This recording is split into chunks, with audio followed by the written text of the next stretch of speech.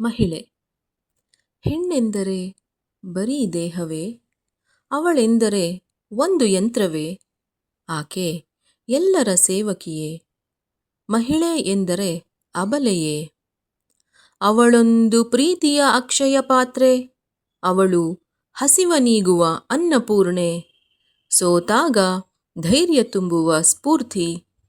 ನಿನ್ನ ನೋವಿಗೆ ನೀಡುವ ಸಾಂತ್ವನ. ಹೇ ಪುರುಷನೇ ಕೇಳು, ನೀ ನೀಡಿದ್ದೆಲ್ಲ ದ್ವಿಗುಣ ಮಾಡುವಳು.